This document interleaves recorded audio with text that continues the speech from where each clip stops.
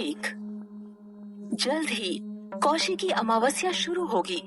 पल भर में शुरू होने वाली देवी को भक्तिमय समर्पण के लिए तैयारियां तेज की जा रही हैं।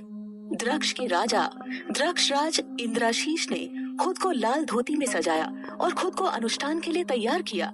बलुआ पत्थर से निर्मित इस मंदिर की अध्यक्षता देवी द्रक्षानी करती है। 4 भुजाओं से सुशोभित एक प्रमुख छाती और एक नाजुक कमर, देवी विभिन्न हथियारों से सुसज्जित है। पृथ्वी के 8 तत्वों से बनी देवी द्रक्षाणी की मूर्ति इस राज्य में किसी को भी याद रखने की तुलना में कहीं अधिक समय तक मौजूद है। एक बकरी की बलि संस्कार से देवी द्रक्षाणी की मासिक प्रार्थना पूरी होती है, लेकिन वार्षिक संस्कारों के लिए देवी पूजा के सबसे बड़े बलिदान की आवश्यकता होती है, मानव बलि। आज कौशिकी अमावस्या की शुरुआत पर 365 बकरियों और एक अकेली महिला का खून मंदिर प्रांगण को रंग देगा। वो स्त्री भी कम महत्व की नहीं है, वो द्राक्ष राज्य की रानी है। तंत्र मंत्रों के जाप के साथ ये अनुष्ठान पूरी रात चलता रहेगा और महेंद्र जोग के शुभ मुहूर्त में रानी को देवी को अर्पित किया जाएगा। इस अवसर पर पूरा राज्य 7 दिनों तक खुशी मनाएगा। इन 7 दिनों तक राज्य के किसी भी रसोई घर में कोई तंदूर नहीं जलाया जाएगा। शाही महल में लोगों को 2 बार पर्याप्त भोजन उपलब्ध कराया जाएगा। देवी के अष्टमंगल के 7वें दिन राज्य पर शासन करने के लिए एक नई रानी का आगमन होगा।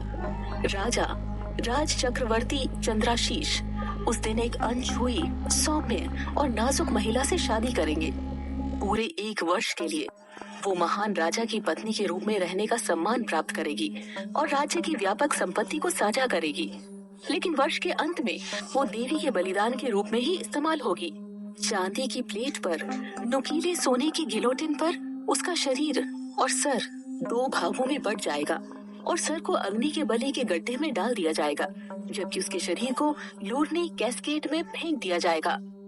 इस वर्ष राजा की पत्नी बनने के लिए चुनी गई महिला राज्य के एक किसान की 18 साल की बेटी उर्मी है। सुबह से ही उसकी माँ मुग्धा आंसू बहा रही है, क्योंकि उसे अपनी बेटी की किस्मत पता है।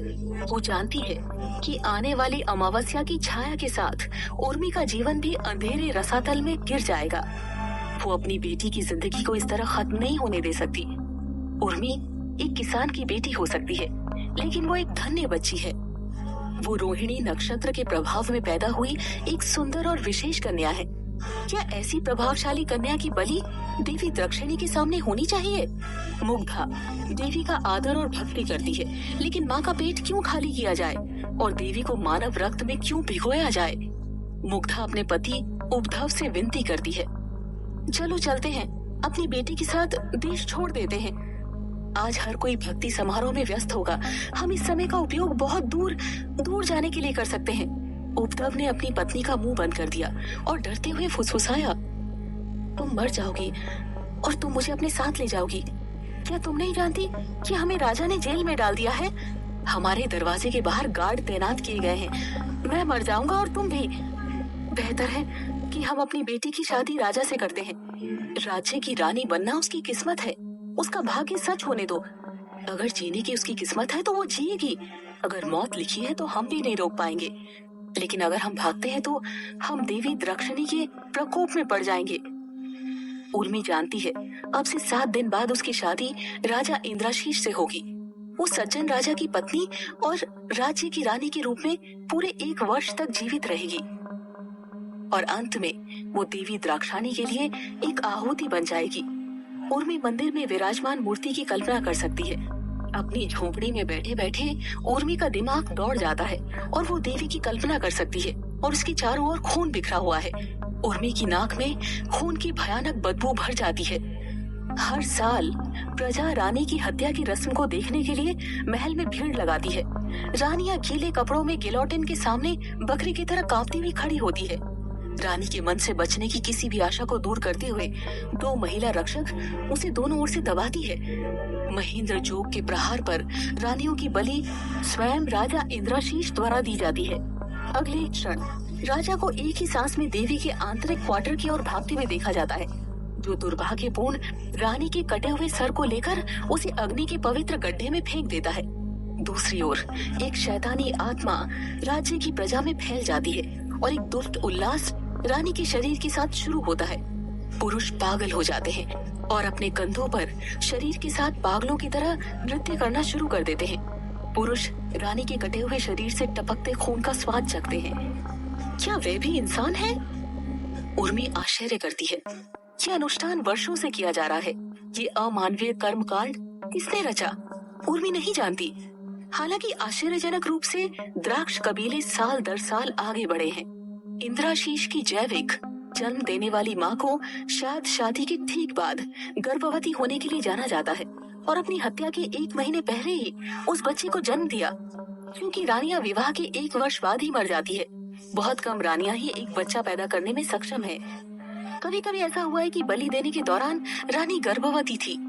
उर्मी एक किसान की बेटी है। उसने धार्मिक कानून नहीं सीखे। एक शब्द में वो अनपढ़ है, लेकिन वो एक बात नहीं समझती है। देवी अंततः एक माँ है। देवी द्राक्षिणी मातृत्व की प्रतीक है। वो एक महिला के बलिदान से कैसे संतुष्ट हो सकती है? क्या एक गर्भवती महिला को धार्मिक रूप से मारना संभव है? क्या राजा के दिल में कोई प्यार नहीं है? क्या राजा को ये एहसास नहीं है कि ये अनुष्ठान गलत है, अमानवीय है? क्या इस अनुष्ठान को समाप्त नहीं किया जाना चाहिए? आज की दुखी रानी के बारे में सोचकर उर्मी की आंखों में आंसू आ जाते हैं।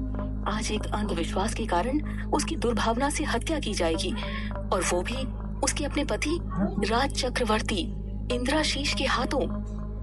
पिछले वर्ष देवी की अष्टमंगल पर राजकुमारी केशी को दूर गांधार भूमि से लाया गया था। वो खूबसूरत है और एक शाही परिवार से ताल्लुक रखती है। इसके बावजूद उसे आज ही मरना होगा। उसकी बर्बर मौत को देखने के लिए उसके पिता और भाई गांधार से पहुंचे हैं। उर्मी शाही नहीं है। वो केवल एक किसान की बेटी है, लेकिन उसे उसके शुभ जन्म के कारण चुना गया है। कभी कभी उर्मी को अपने माथे पर कुछ अजीब सा महसूस होता है। कभी कभी वो महसूस करती है कि उसके माथे पर तीसरी आंख खुल रही है। वो बेहद डरा हुआ महसूस कर रही है। उसके माता पिता उसकी इस दिव्य रहस्य से अवगत है। यही वजह है कि उसका घर के बाहर आना जाना प्रतिबंधित है। लेकिन अब क्या? महल में लोगों की भीड़ लगी रहती है। इतने सारे लोगों के सामने उर्मी अपनी तीसरी आंख कैसे छिपाएगी? उर्मी के कानों तक डमरू, ढोल और शंख की आवाजें हवा में तैरती हैं। 365 बकरियों की बलि अब तक पूरी हो चुकी है। अब देवी केशी की मृत्यु बाकी है।